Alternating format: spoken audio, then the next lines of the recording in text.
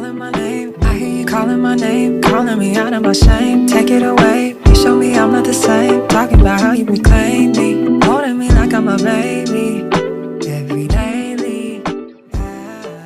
Hello chez vous, j'espère que vous allez bien. En tout cas, moi je vis très bien par la grâce de Dieu. Je suis très contente de vous retrouver aujourd'hui pour ce nouvel épisode. Écoutez, si c'est la première fois que vous arrivez sur ce podcast, je vous souhaite la bienvenue, que le Seigneur vous bénisse. Vous pouvez avoir accès aux précédents épisodes sur Apple Podcasts, Spotify, Deezer, Ocha, un peu partout.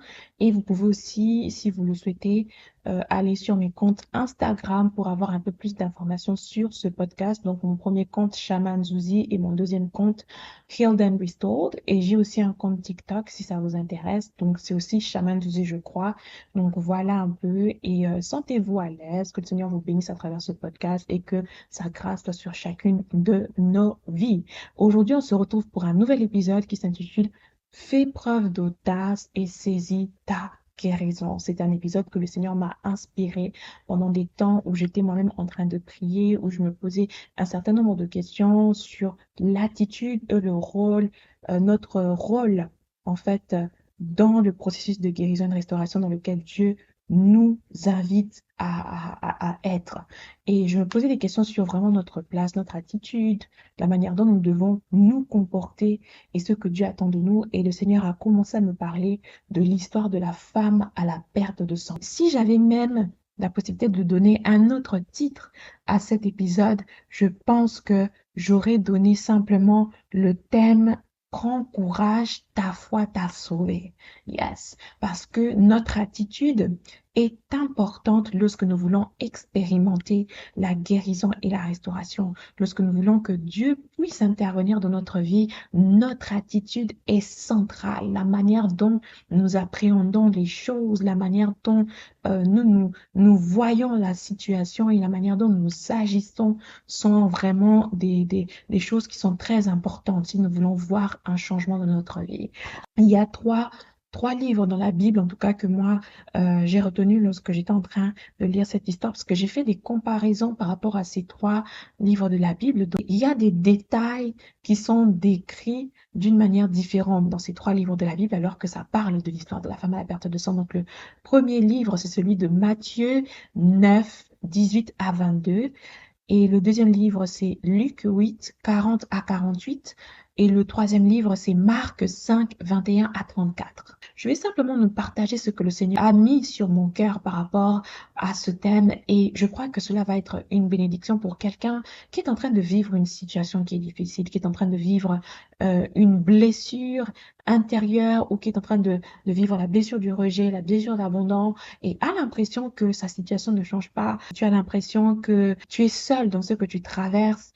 Alors, le Seigneur m'a mis vraiment à cœur de venir parler à cette catégorie de personnes-là, mais aussi à des personnes qui souffrent dans leur corps. Parce que moi, je crois que Dieu peut nous guérir aussi dans notre corps. Parce que moi-même, j'ai expérimenté vraiment la main de Dieu et je vais même témoigner à la fin de cet épisode de ce que Dieu a eu à faire dans ma vie, une guérison miracle que j'ai expérimenté. Donc, je crois que Dieu peut aussi nous guérir dans notre corps et Dieu m'a donné un certain nombre de points que j'aimerais juste simplement partager avec vous aujourd'hui. Matthieu 9, donc 18 à 22. Moi, je commence par 18 parce que c'est vraiment à partir de là que le Seigneur m'a demandé d'aller parce qu'il y a tout un contexte. Alors, la Bible dit ceci. Tandis qu'il leur adressait ces paroles, voici un chef arriva, se prosterna devant lui et dit, ma fille est morte il y a un instant, mais viens, impose-lui les mains et elle vivra. 19. Jésus se leva et le suivit avec ses disciples. Et voici une femme atteinte d'une perte de sang depuis 12 ans s'approcha par derrière et toucha le bord de son vêtement, car elle disait en elle-même, si je puis seulement toucher son vêtement, je serai guérie. Jésus se retourna et dit en la voyant, prends courage, ma fille, ta foi t'a sauvée. Et cette femme fut guérie à l'heure même. Donc ça, c'est celui donc de Matthieu 9, 18 à 22. On voit en fait que cette histoire est particulière parce que Jésus est censé aller ailleurs. Mais pendant qu'il est en train d'aller ailleurs, cette femme pose un acte de foi en allant toucher le bord du vêtement de Jésus et elle a obtenu sa guérison. Alors, on va aller dans Luc 8, 40 à 48 et on va lire aussi là. À son retour, Jésus fut reçu par la foule car tous l'attendaient.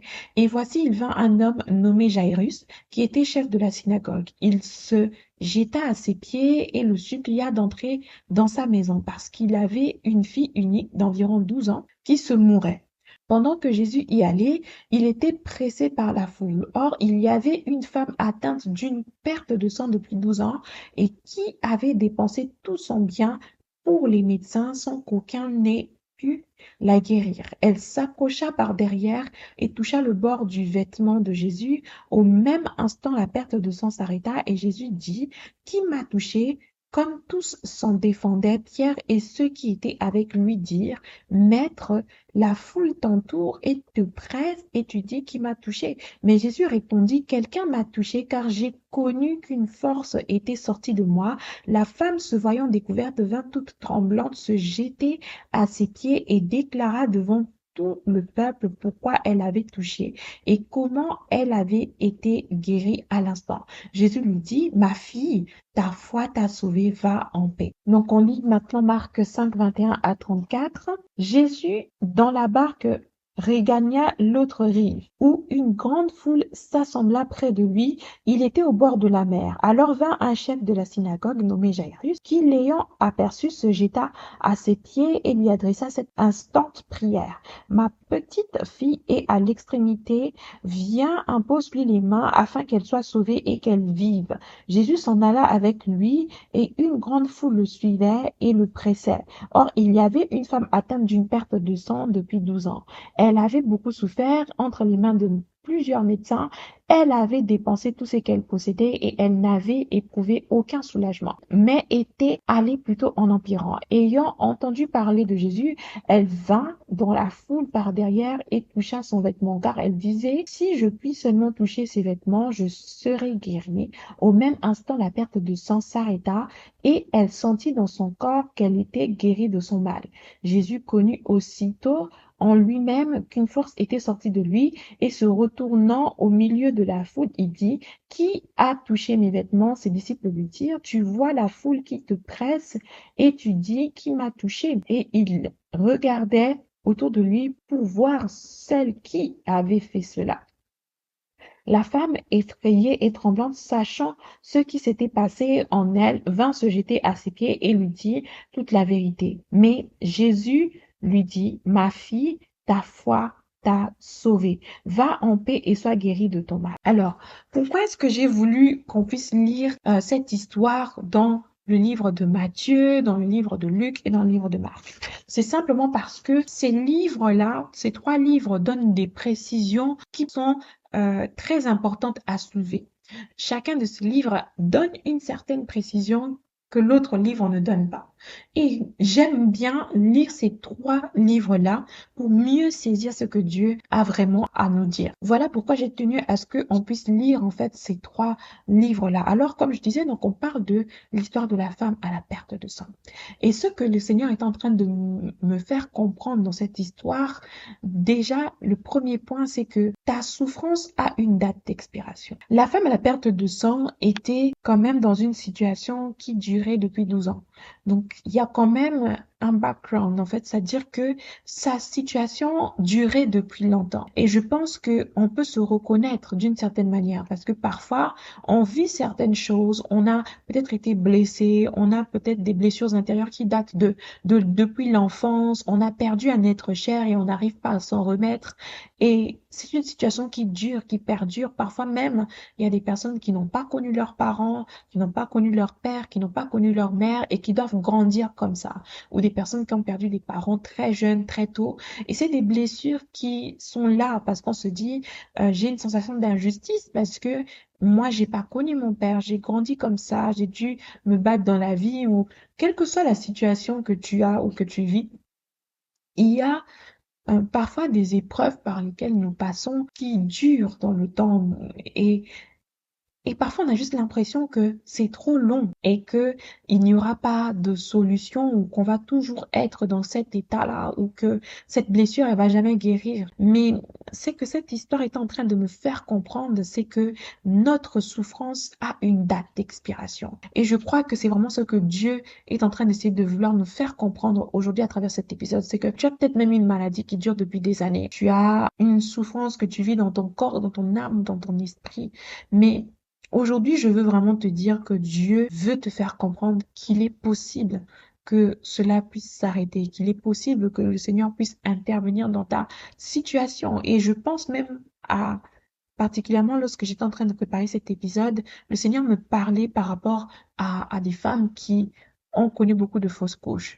Et c'est une souffrance pour toi, c'est une douleur pour toi, et tu as l'impression que tu vas pas t'en sortir, tu as l'impression que c'est une situation qui va continuer de durer comme ça éternellement. Mais le Seigneur vraiment me mettait à cœur d'encourager une femme qui connaît des fausses couches. Je sais pas pourquoi le Seigneur me parlait de ça, mais vraiment que le Seigneur puisse t'encourager et te fortifier dans cette épreuve. J'aimerais juste te dire que Dieu est capable de changer cette situation-là, comme il l'a fait avec la femme à la perte de sang. Vous savez, cette femme a beaucoup souffert et on le lit bien hein, que cette femme est allée en fait auprès de plusieurs médecins. Elle a dépensé tout ce qu'elle avait, elle a vraiment épuisé toutes ses ressources. Et je pense que ça peut peut-être nous parler parce qu'il y a des personnes qui vivent certaines situations et tu as épuisé tes ressources. Tu pensais que telle personne pouvait t'aider. Tu pensais que en allant voir peut-être le psychologue, ça allait suffire. Tu pensais que en faisant telle ou telle autre chose, ta situation allait définitivement changer. Mais tu as l'impression que rien n'a véritablement changé ou c'est un peu plus lent que ce que toi tu aurais pu espérer. Mais j'aimerais te dire que quelle que soit la situation, si c'est une maladie, si c'est une blessure intérieure qui tarde encore à guérir, j'aimerais juste te dire que cette femme a vécu ça. C'est-à-dire qu'elle avait dépensé tout ce qu'elle possédait. Et la Bible nous dit aussi qu'elle avait dépensé ses biens pour les médecins sans que aucun ne puisse pouvoir la guérir. Et ça, je pense que c'est quand même dur parce que je pense que cette femme était désespérée en fait. Et ça parle peut-être à quelqu'un aujourd'hui qui, depuis le départ ou le décès d'un être cher, tu as l'impression que tu n'arrives plus à remonter la pente, tu as l'impression d'être seul, tu as un sentiment de solitude. T'as l'impression que personne ne te comprend, t'as l'impression que tu vas pas t'en sortir en fait. Et le chagrin t'a tellement envahi que tu te demandes même si tu vas pouvoir arriver à continuer de vivre. J'aimerais te dire que Dieu est celui qui console et Dieu est réellement avec toi. Vraiment fortifie-toi et prends courage parce que cette femme connaît, a vécu ça en fait. Cette femme a vécu ça et je pense que ça parle à beaucoup de personnes. Ce que Dieu me disait deuxièmement, c'est que Dieu permet que tu épuises tes ressources afin que tu te rendes compte qu'il est véritablement la seule solution dont tu as besoin. Une sœur avec qui je parlais me disait souvent que Dieu ne partage sa gloire avec personne. Vous savez, lorsque Dieu veut agir dans la vie de quelqu'un, parfois, il permet que nous puissions épuiser nos ressources, il permet que nous puissions avoir le sentiment qu'il n'y a plus d'issue, qu'il n'y a plus de solution. Pourquoi? Parce que il veut être la solution, justement. Parce qu'il veut être celui vers qui tu te tournes en priorité. C'est ce que Dieu veut. Et cette sœur qui me disait Dieu ne partage sa gloire avec personne avait tellement raison parce que ce que Dieu recherche avant tout, c'est d'avoir une relation avec nous. Et il aime lorsque nous venons à lui et lorsque nous passons du temps dans sa présence parce que nous l'aimons. Et c'est alors aussi qu'il agit aussi dans notre vie. Et cette femme, comme la Bible nous dit, hein, on peut le lire dans Marc 5, 26, je vais le lire. Elle avait beaucoup souffert entre les mains de plusieurs médecins, elle avait dépensé tout ce qu'elle possédait et elle n'avait éprouvé aucun soulagement, mais elle était allée plutôt en empirant. Le passage de Luc 8,43 nous dit ceci. Or, il y avait une femme atteinte d'une perte de sang depuis 12 ans et qui avait dépensé tout son bien pour les médecins sans que aucun n'ait pu la guérir. Et il y a une précision là qui me parle, c'est que la Bible nous le dit, hein, que aucun des médecins ne pouvait la guérir, alors qu'elle avait dépensé ses biens, alors qu'elle avait vraiment tout fait en fait. Elle avait tout fait pour vivre quelque chose, mais rien ne se passait. Ce passage m'a beaucoup parlé parce que Dieu est en train de nous faire comprendre ici que en réalité, nous pouvons être dans des situations où nous épuisons toutes nos ressources. Quelle que soit la situation que tu traverses, tu peux être et avoir le sentiment que tu as tout fait pour t'en sortir, mais que les choses ne semblent pas réellement bouger. Et comme je disais tout à l'heure, ce que Dieu veut, c'est que nous puissions le mettre au centre. Ce que Dieu veut, c'est que nous puissions aller vers lui parce qu'il veut être la solution. Et le livre de Psaume 37, le verset 5 nous dit, recommande ton sort à l'Éternel, mets en lui ta confiance et il agira. Dieu aime lorsque on le place en première position. Vous savez, dans Marc 5, verset 27, il y a un détail vraiment qui est très, très important, je trouve. C'est que cette femme avait aussi entendu parler de Jésus. Et c'est à ce moment-là que, dans la foule, par derrière, elle s'approche et elle a touché le bord du vêtement de Jésus. Et lorsque je lisais cette partie de l'écriture qui disait qu'elle avait entendu parler de Jésus, il y a un troisième point qui m'est venu où le Seigneur est en train de me dire que ce que tu entends a un impact sur ce que tu vis, sur ce que tu expérimentes, sur ce que tu deviens et ça peut produire quelque chose dans ta vie. Et c'est bien ce qui se passe dans l'histoire de la femme à la perte de sang. Cette femme avait entendu parler de Jésus. Et lorsque j'étais en train de lire ça, le Seigneur est en train de me dire ceci. Quand tu es dans un processus de guérison et de restauration, tu dois faire attention à ce que tu entends et ce que tu écoutes. Parce que ce que tu entends, ce que tu écoutes peut t'influencer considérablement. Et c'est très important d'écouter des choses qui vont t'aider à faire augmenter ton niveau de foi. C'est très important d'écouter des choses qui vont t'aider à changer ta perspective des choses. Si tu veux vivre l'impossible, tu dois aussi écouter des choses ou des témoignages de personnes qui ont vécu un Dieu qui a réalisé l'impossible pour eux. Parce que ce n'est que de cette manière-là que ta foi pourra grandir, parce que tu nourris ta foi de ces choses-là. Et Dieu est en train de me dire que c'est central. Vous savez, moi, j'aime bien écouter des podcasts, j'aime bien écouter des podcasts qui parlent de la guérison, de la restauration. Et à force d'écouter ça, en fait, je sais pas, mais ça crée en moi quelque chose. Et ça me fait penser au livre de Romains 10, le verset 17 qui dit, ainsi la foi vient de ce qu'on entend, et ce qu'on entend vient de la parole de Christ. Véritablement, tout ce que nous entendons, tout ce que nous écoutons, a un impact sur nous. Et lorsque ce que nous entendons vient de la parole de Dieu, cela veut dire que nous sommes remplis de la parole de Dieu. Et heureusement pour nous, c'est que dans la parole de Dieu, il y a des messages qui nous encouragent, qui fortifient notre foi. Et le Seigneur était vraiment en train de me parler par rapport à ce point-là. Si tu veux expérimenter la main de Dieu, vraiment, il faut faire attention à ce que tu entends, ce que tu écoutes. Et cette femme à la perte de sang, et aller vers Jésus parce qu'elle avait entendu parler de lui. C'est-à-dire qu'elle était déjà prédisposée, en fait, à vivre quelque chose, à expérimenter quelque chose. Et ce qui est même fort, c'est que non seulement elle a entendu parler de lui, mais aussi elle a eu foi que ce qu'elle avait entendu dire de lui était vrai. Parce que si elle est allée faire cet acte-là, en allant toucher le bord de son vêtement, c'est que ça veut dire qu'elle a cru en ce qu'elle a entendu. C'est-à-dire que la foi est centrale. Et il y a le passage de Hébreux 11, le verset 6 qui nous dit ceci. Or, sans la foi, il est impossible de lui être agréable, car il faut que celui qui s'approche de Dieu croit que Dieu existe et qu'il est le rémunérateur de ceux qui le cherchent. C'est-à-dire que il ne faut pas seulement entendre, mais il faut aussi croire. Et cette femme a cru que ce qu'elle avait entendu était vrai. Et elle a posé là, parce qu'elle croyait que Dieu était vraiment capable de faire quelque chose pour elle. Elle croyait que Jésus était capable de faire quelque chose pour elle. Et elle a posé cet acte de foi en allant toucher le bord du vêtement de Jésus. Et j'aimerais vraiment nous encourager à faire attention à ce que nous entendons, à ce que nous écoutons et à vraiment nous rassurer que ce que nous écoutons vient de la parole de Dieu.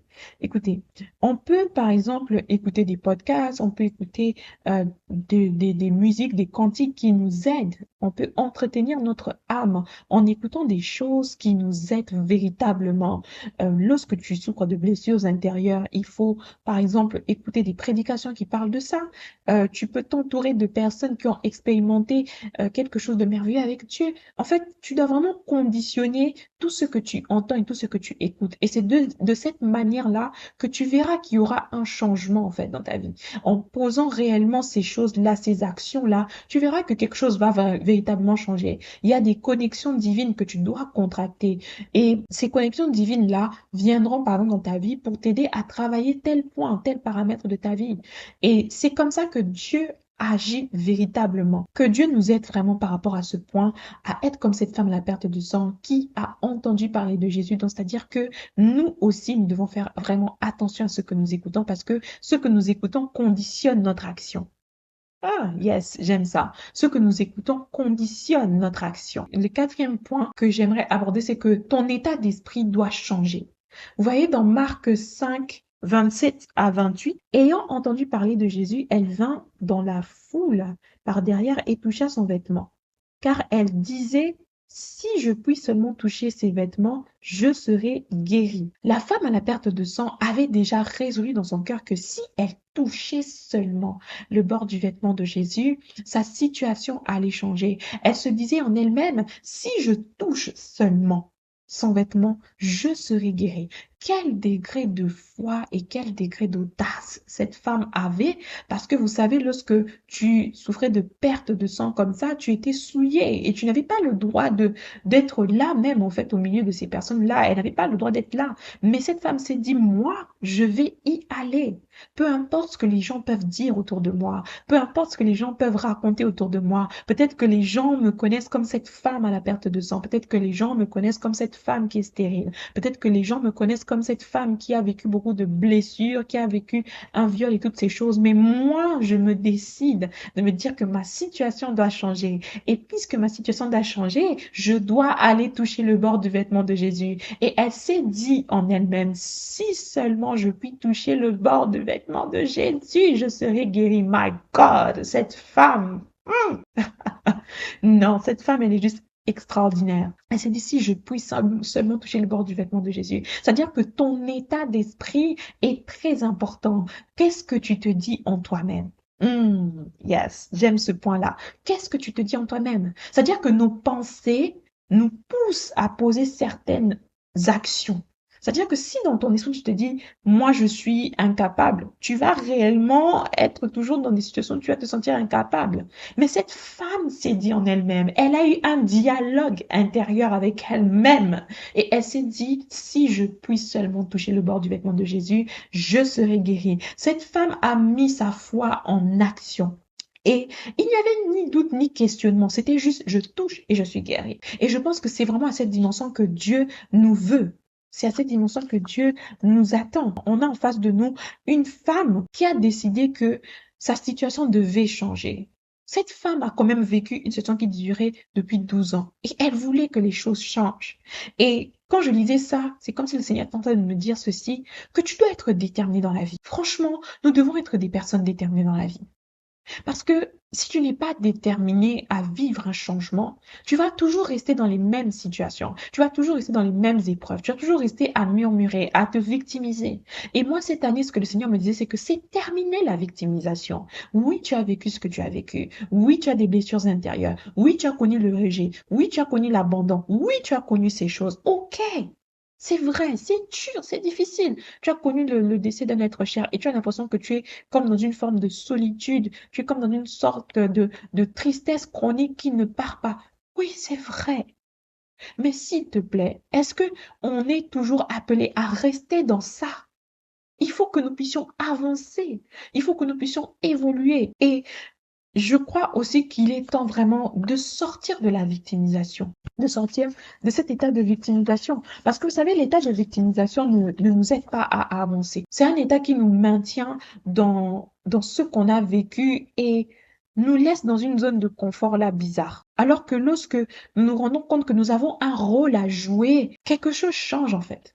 Cette femme avait compris que je devais poser une action. Et cette femme était consciente du rôle qu'elle devait jouer dans son processus de guérison et de restauration. Et c'est là que Dieu nous veut. Tu as un rôle à jouer dans le processus de guérison et de restauration dans lequel Dieu est en train de te conduire. Tu n'es pas destiné à rester inerte et à ne pas agir. Dieu veut que tu puisses mettre ta foi en action. Dieu attend que tu puisses montrer par tes actions que tu crois réellement en sa parole. Et voilà pourquoi nous devons être connectés à l'Esprit de Dieu, parce qu'il nous inspire des choses, parce que l'Esprit de Dieu nous communique certaines choses que nous devons poser comme action pour voir notre situation changer. Et c'est vraiment ce que cette femme est en train de nous faire comprendre. Je lisais un livre que j'aime beaucoup, qui s'appelle Les 7 habitudes de ceux qui réussissent tout ce qu'ils entreprennent.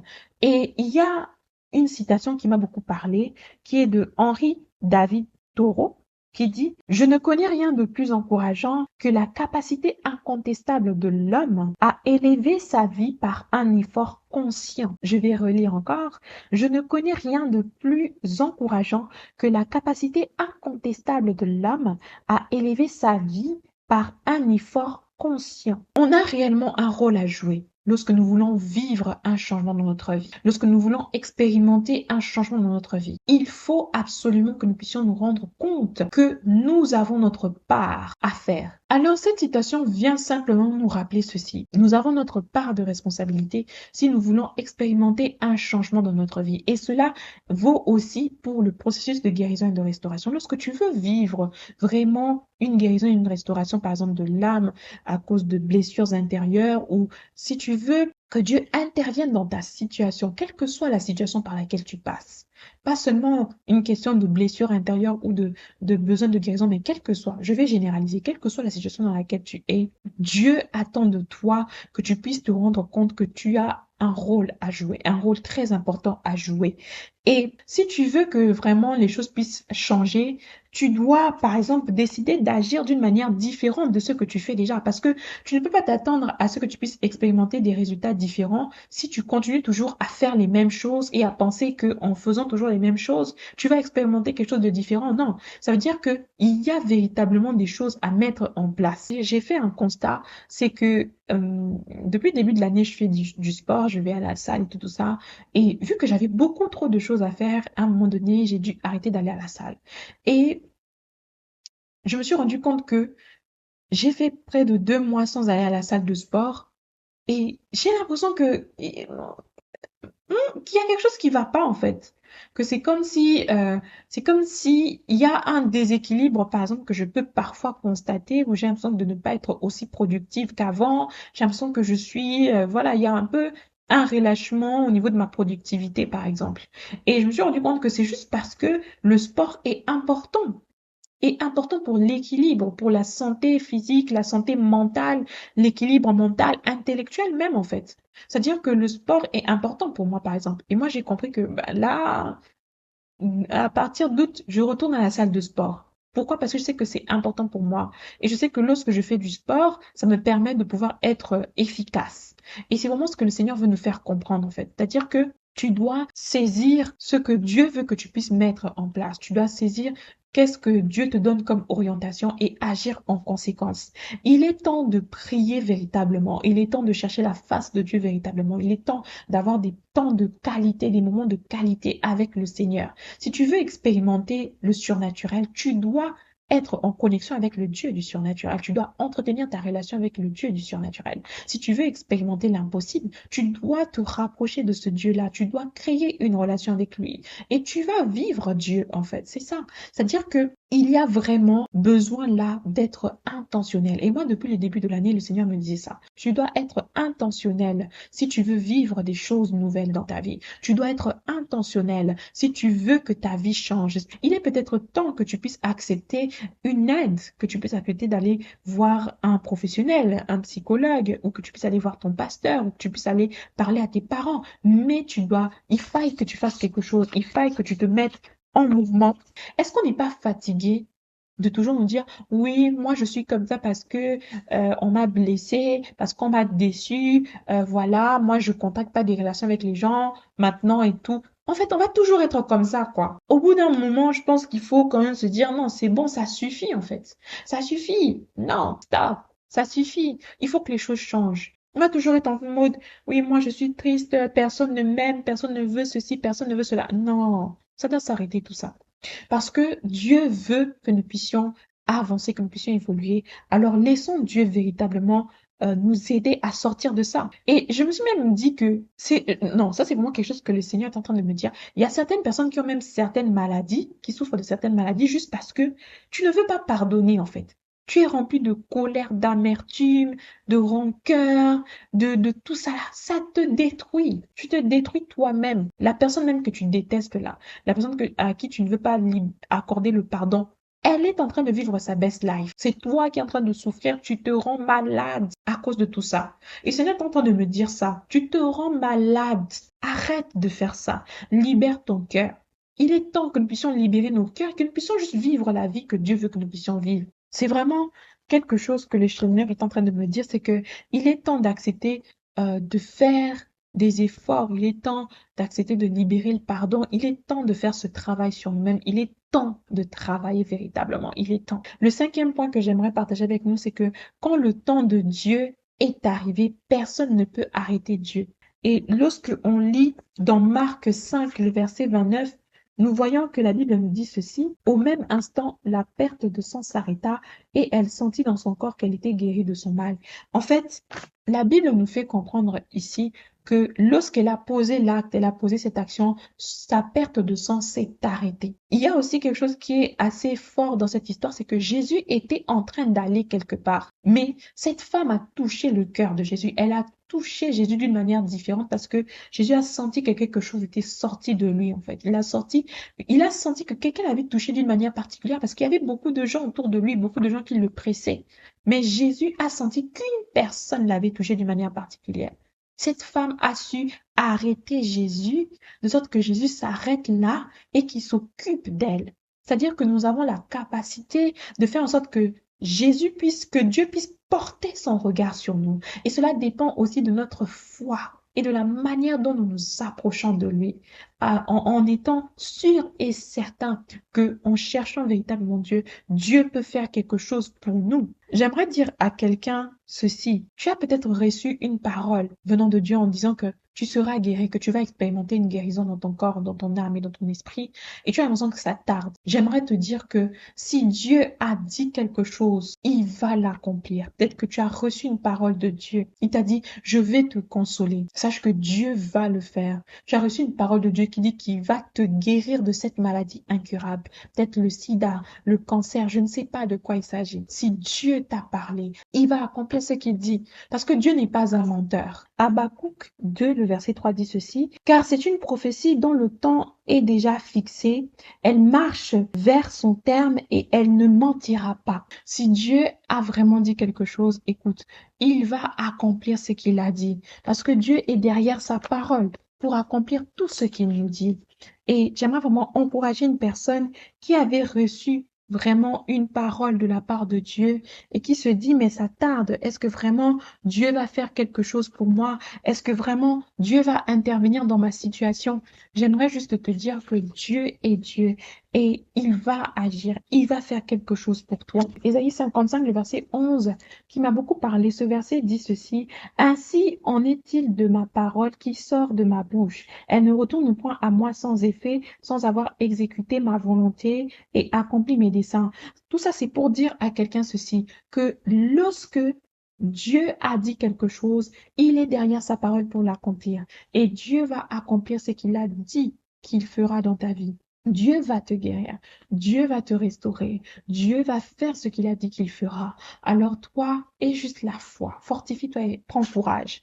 Vraiment comme la femme à la perte de sang, si nous pouvons juste simplement nous dire, je crois tout simplement. Marc 5, 29 à 34. Alors la Bible nous dit ceci, au même instant la perte de sang s'arrêta et elle sentit dans son corps qu'elle était guérie de son mal. Jésus connut aussitôt en lui-même qu'une force était sortie de lui et se retournant au milieu de la foule, il dit, qui a touché mes vêtements? Ses disciples lui dirent, tu vois la foule qui te presse et tu dis, qui m'a touché? Et il regardait autour de lui pour voir celle qui avait fait cela. La femme effrayée et tremblante, sachant ce qui s'était passé en elle, vint se jeter à ses pieds et lui dit toute la vérité. Mais Jésus lui dit, ma fille, ta foi t'a sauvée, va en paix et sois guérie de ton mal.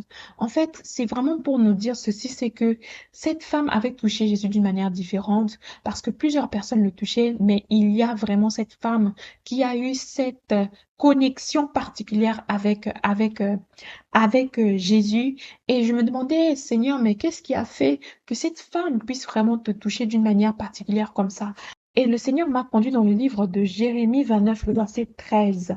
Vous me chercherez et vous me trouverez si vous me cherchez de tout votre cœur. C'est-à-dire que cette femme-là, je le crois véritablement, a cherché Dieu d'une manière différente. Elle a cherché Dieu de tout son cœur parce qu'elle croyait qu'il y avait que Jésus qui pouvait faire quelque chose pour elle.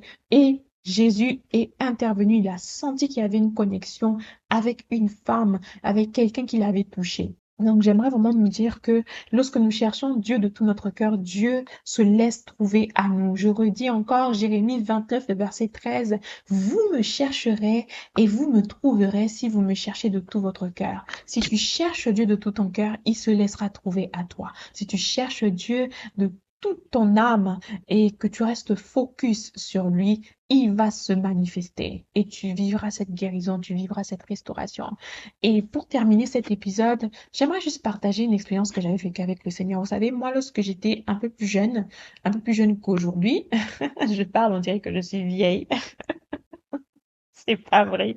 J'ai vécu quelque chose d'extraordinaire. En fait, moi, je me déboîtais souvent l'épaule ou je me déboîtais le genou. C'était assez douloureux.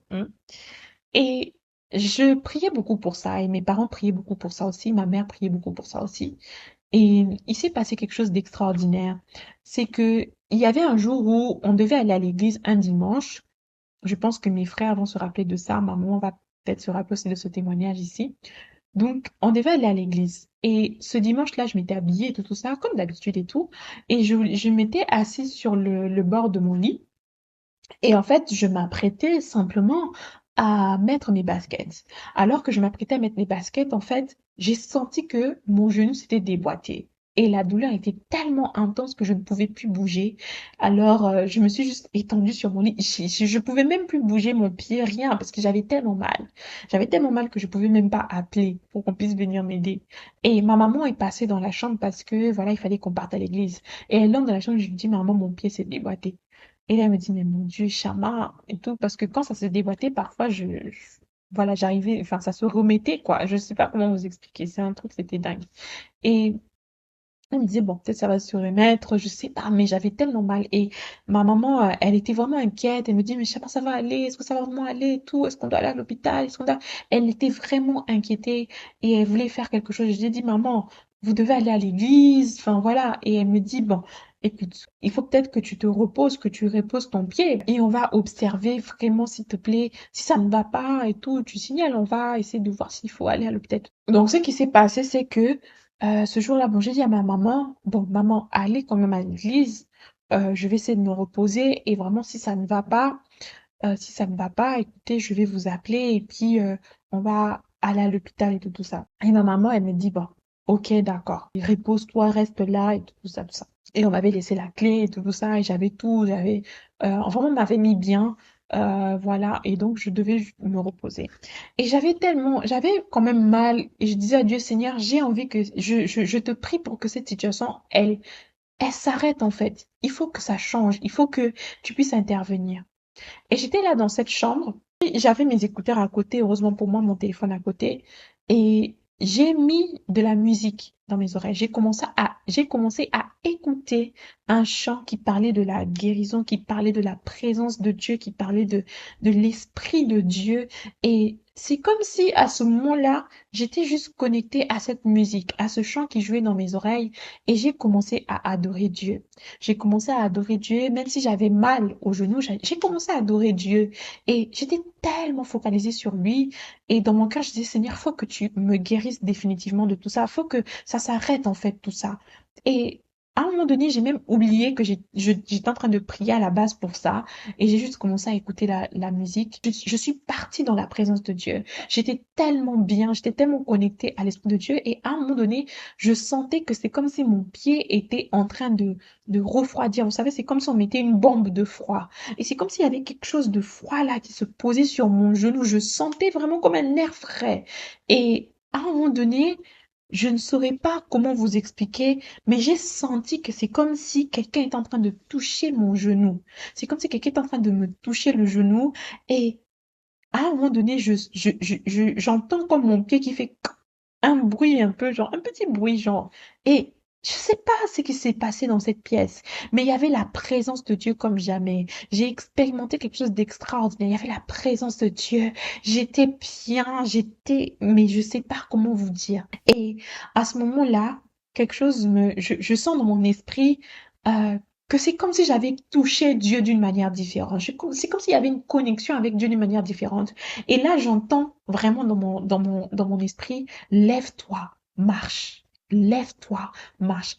Et je n'ai même pas douté, je vous assure, hein. Je n'ai pas douté, je me suis pas posé des questions, je me suis juste levée. Je me suis levée et j'ai commencé à marcher. Et je commençais à louer Dieu, je louais Dieu dans la pièce. Et à un moment donné, quand j'ai repris mes esprits un peu, je me suis ressaisie. Je me suis dit, mais qu'est-ce qui se passe? Et je me suis juste retrouvée que j'étais debout, en train de louer Dieu. En fait, je venais de vivre un miracle. Et ce jour-là, j'ai juste pris l'argent que j'avais, qu'on m'avait laissé aussi. J'ai pris cet argent, j'ai pris les clés, je suis sortie de la maison, j'ai pris un taxi et je suis allée à l'église. Et quand je suis même arrivée à l'église, mon frère, on était à l'écodime ensemble. Il m'a vu, il s'est dit, mais oh, mais qu'est-ce que tu fais ici? J'ai dit, j'ai vécu un miracle, je suis venue témoigner. Et ce jour-là, à l'écodime, je suis juste passée devant. J'ai dit, je dois témoigner ce qui m'est arrivé, je dois témoigner de ce que Dieu a fait.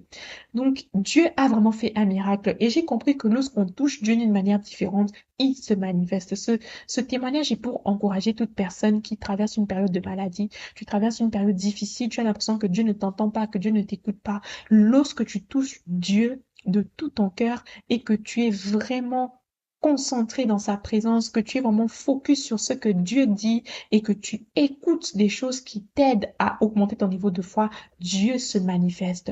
Voilà un peu ce que j'avais vraiment à cœur de partager avec vous à travers ce nouvel épisode. Que le Seigneur vous bénisse et que sa grâce soit sur votre vie. Je prie vraiment pour toute personne qui traverse une période de maladie, quel que soit ce que tu vis, que Dieu puisse vraiment te guérir, que Dieu puisse te restaurer, que tu puisses témoigner de la main de Dieu, que le miracle t'accompagne et que la grâce de Dieu soit sur chacune de nos vies. Passons à l'action et reconnaissons que nous avons un rôle à jouer. Arrêtons d'être dans la victimisation et laissons Dieu nous inspirer pour que nous puissions avoir des actions qui puissent nous aider à nous rapprocher de cette guérison, de cette restauration, que nous puissions vivre le changement véritable dans notre vie. Que Dieu nous bénisse et je vous dis à très vite pour un prochain épisode. Ciao! Calling my name, I hear you calling my name, calling me out of my shame. Take it away, you show me I'm not the same. Talking about how you reclaim me, holding me like I'm a baby. Every day